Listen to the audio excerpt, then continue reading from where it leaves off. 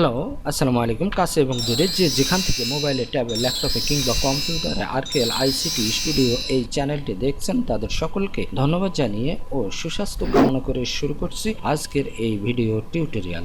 আজকের এই টিউটোরিয়ালটিতে যে বিষয়টি উপস্থাপন করব সেটি হলো কিভাবে আপনি মাইক্রোসফট অফিস ওয়ার্ড অর্থাৎ এমএস ওয়ার্ডে কিভাবে বাংলা এবং ইংরেজি একই সাথে লিখবেন। তো এটি লিখতে গেলে যে কাজটি করতে হবে, আপনাকে অবশ্যই আগে শর্টকাট করে নিতে হবে এবং সেই শর্টকাটের মাধ্যমে আপনি তাড়াতাড়ি বাংলাকে ইংলিশ এবং ইংলিশ থেকে বাংলায় লিখতে পারবেন। তো চলুন, আমি ইতিপূর্বে কয়েকটি বাক্য লিখে রেখেছি। দেখুন, একবার ইংলিশ লিখেছি, একবার বাংলা লিখেছি, তারপর ইংলিশ লিখেছি। তো এখানে যখন আমরা বাংলা লিখতে যাব বা ইংলিশ লিখতে যাব তখন অবশ্যই এই যে চেঞ্জ ফন্ট, তো এই ড্রপ ডাউন মেনুতে ক্লিক করলে আমরা যে কোনো ফন্টস পাবো। তো আমরা সচরাচর বিজয় 52তে লিখতে গেলে এই সুতুনি এমজে এইটিকে আমরা ক্লিক করে আবার এখানে কার্সার বসায় এবং কিবোর্ড থেকে কন্ট্রোল অল্টার বি চাপ দিয়ে আমরা বাংলা লিখি। দেখুন, এখানে আমি বাংলা করে নিলাম। আবার এখানে এই জায়গায় যদি শর্টকাট ব্যবহার না করি, কন্ট্রোল অল্টার বি ব্যবহার না করি, তাহলে এখান থেকে আমরা বিজয় ক্লাসিক করব। করার পরে আমরা বাংলা লিখতে পারবো। দেখুন, আমি লিখতেছি। তো বাংলাটি লিখলাম। এখন আমি ইংলিশ লিখব। তো ইংলিশটি লিখতে গেলে এখন আমি যে কাজটি করব, এইখানে আবার যাব, এখানে গিয়ে টাইমস নিউ রোমান, আবার এখান থেকে এই জায়গায় গিয়ে ইংলিশ এটিকে সিলেক্ট করব। করার পর এখন লিখি। দেখুন, আমি বাংলা এবং ইংলিশ উভয়টি লিখলাম। এখন আমি ধরুন এখানে একটি লাইনে এখানে আমি লিখব, এরপর ইংলিশ লিখব, তাহলে কি করব?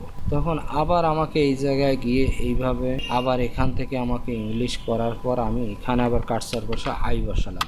আবার যখন আমি বাংলা লিখব, আবার এখানে ক্লিক করব, করার পর এখানে আবার বিজয় ক্লাসিক করব। তখন আমি এখানে কি লিখব?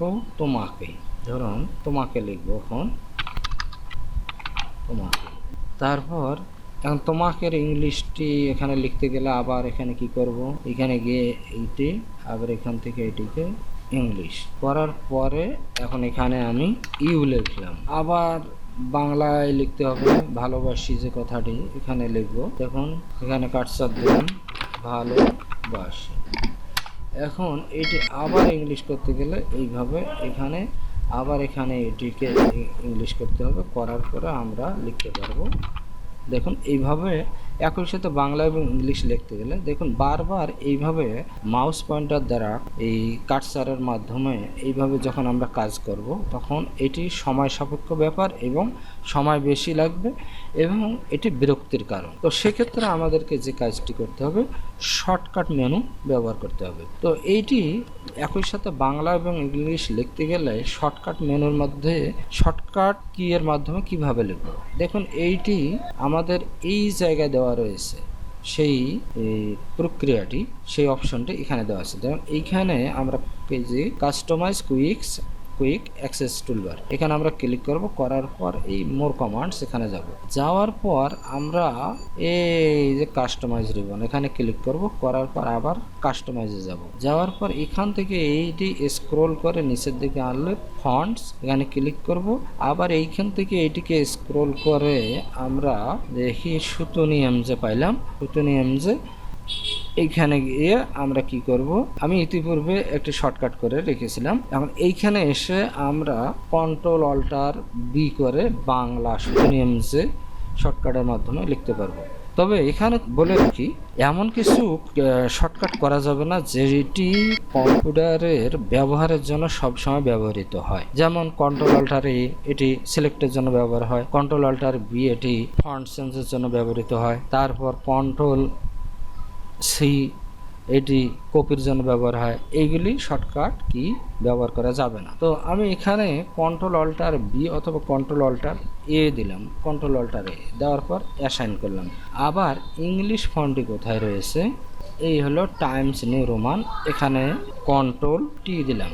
দেওয়ার পর অ্যাসাইন করলাম, করার পর কলেজ, তারপরে ওকে করলাম। তো এই এইটি কাস্টমাইজেশন আবার এখান থেকেও করা যায়। এইগুলো যে কোনো একটি মেনুতে এইভাবে মাউস পয়েন্টার ধরার পর রাইট বাটনে ক্লিক করলে দেখুন এখানে যে কাস্টমাইজ কুইক অ্যাক্সেস টুলবার, আবার কাস্টমাইজ দ্য রিবন, এইখানে আমরা ক্লিক করব। দেখুন পূর্বের এই ডায়লগ বক্সটি পেয়ে গেলাম। আবার কাস্টমাইজে যাব, যাওয়ার পর এখান থেকে ফন্ট নেব, এইভাবে আমরা ক্লোজ করব। দেখুন এখন এখানে টাইমস নিউ রোমান রয়েছে, এখানে ইংলিশ রয়েছে। তো আমি কিবোর্ড শর্টকাট থেকে এবার শুরু করব। দেখুন এখান থেকে কন্ট্রোল অল্টার এ, যেহেতু এই শর্টকাটটি কন্ট্রোল অল্টার এ দ্বারা করছে, দেখুন ওখানে সুতনি এমজে হয়ে গেল। এখন কন্ট্রোল অল্টার বি করব। দেখুন বিজয় ক্লাসিক হয়ে গেল। এখন আমি এখানে যে কোনো একটি বিজয় বানান বা বাক্যটি লিখব। দেখুন আমি, দেখুন আমার সোনার বাংলা, আমি তোমায় ভালোবাসি। তাহলে এটি বাংলায় লিখলাম। এখন ইংলিশে যখন আমি লিখবো তখন কন্ট্রোল টি করবো। দেখুন এখানে সেটি পরিবর্তন হয়ে গেল। এখন এখানে ইংলিশ লিখতে গেলে অবশ্যই এইটিকে ইংলিশ করতে হবে, তখন আমরা কন্ট্রোল অল্টার বি করবো। দেখুন তাহলে এখানে টাইমস নিউ রোমান, এখানে ইংলিশে। দেখুন আমি লিখতেছি মাই নেম ইজ আবির লিখলাম। তো আমি এভাবে বাংলা ইংলিশ করে দেবো, কিন্তু একই সময় আমরা এখন লিখবো। ধরুন কিভাবে লিখবো, ধরুন এখানে আই দিলাম, এখন কন্ট্রোল অল্টার এ সাব দিলাম, দেখুন সুতনি হলো, কন্ট্রোল অল্টার বি করলাম, তাহলে আইতে হলো আমি, তারপর এখন কন্ট্রোল অল্টার এ, কন্ট্রোল অল্টার বি করে তোমাকে, তোমাকে, তারপরে এটিকে আবার ইংরেজিতে লিখবো ইউ, ইউ, তারপর এখন লিখবো বাংলা ভালোবাসি, তারপরে এখানে আবার ইংলিশ করব। এখন এটি গেল প্রথম ধাপ। তো এবারে আরেকটি বিষয়ে চলে যাই, আপনি ইউনিকোডে কিভাবে লিখবেন। দেখুন এটিও একটি বাংলা ফন্ট। তো প্রথমে আমরা এটিকে সুতনি এমজে করলাম, করার পর এটিকে যদি ইউনিকোড করি কিন্তু তাতে হয় না। তো এটি যখনই আমরা ইউনিকোড করব, এখানে অবশ্যই ইউনিকোডের যে ফন্টগুলি রয়েছে সেইগুলিতে ক্লিক করতে হবে। ধরুন নিকোশ বা নির্মলা ইউআই, এগুলো কিন্তু ইউনিকোড ফন্ট বা অভ্র ফন্ট। তো আমরা ইউনিকোডে যখন লিখতে যাব, দেখুন কন্ট্রোল অল্টার ভি করব, শর্টকাটে কন্ট্রোল অল্টার ভি করব। আর যখনই আমরা ইংলিশে লিখবো তখনও আবার কোড এবং একই সাথে ইংলিশ ফন্ট। তো ইউনিকোড ফন্টে লিখতে গেলে অবশ্যই দেখুন এই যে নিকোশ, তারপর নির্মলা ইউআই, এগুলি হলো ইউনিকোড ফন্ট বা অভ্র ফন্ট। তো এগুলিতে লিখতে গেলে আমাদেরকে অবশ্যই, দেখুন এখানে আমি শুরু করলাম, ধরুন কন্ট্রোল অল্টার এ করে সুতনি আনলাম, কিন্তু কন্ট্রোল অল্টার ভি যদি করি তাহলে দেখুন এখানে এই যে ইউনিকোড চলে এসেছে। এখন আমি লিখবো, দেখুন আমি তোমায় ভালোবাসি। তাহলে দেখুন আমি এখানে যখন ইউনিকোডে লিখতেছি তখনই কিন্তু নির্মলা ইউআই অথবা নিকোশ, এগুলি হলো ইউনিকোড ফন্ট, এগুলি চলে আসবে। এখন যখন আমি ইংলিশে করব, কন্ট্রোল টি করলাম, দেখুন চলে আসলো, এবং উপরে যে ইউনিকোডটি সেটি কন্ট্রোল অল্টার ভি করব, দেখুন ইংলিশ চলে আসলো। তখন আই লাভ ইউ। তাহলে আবারও দেখাই, ইউনিকোডে লিখতে গেলে কন্ট্রোল অল্টার ভি করব, তারপরে আমি তোমার ভালোবাসি। এখন ইংলিশে control T, control alter V, দেখুন আই। এভাবে আমরা বিজয় 52 এবং ইংলিশ ফন্ট এবং ইউনিকোড থেকে ইংলিশ ফন্ট, আবার ইংলিশ থেকে ইউনিকোড বা সুতনি এমজে বাংলায় আমরা রূপান্তর করে এভাবে বাংলা এবং ইংরেজি একই সাথে লিখতে পারি। তো এবারে চলুন, যারা অভ্রতে লেখেন তাদের জন্য আবার এই প্রক্রিয়াটি, এই যে অভ্রর অবশ্যই এটি এই সফটওয়্যারটা ইনস্টল থাকতে হবে। তো এখন দেখুন এখানে আপনি যখন বাংলায় লিখবেন তখন আপনাকে এই যে এইখানে এই যে এটি ইংলিশ রয়েছে, এই যে দেখুন এখানে ক্লিক করলে বাংলা হলো, আবার এখানে ক্লিক করলে ইংলিশ হলো। তো যখন আপনি বাংলায় লিখবেন, এখানে দেখুন বাংলায় লিখতে গেলে এখানে আবার সমস্যা আছে। সেই সমস্যাটা হলো আপনি এ যখন লিখবেন তখন স্বরে আসবে, এম লিখলে, এম যদি লিখি স্বরে এম এ আর আমার, আর সুতনি বিজয় 52তে কিন্তু অন্যভাবে লিখেছি, আমার নাম দম এন এ এম, নাম, এভাবে এখানে লিখতে হয়। তো এইটিকে আবার শর্টকাটে যখন করব তখন কিন্তু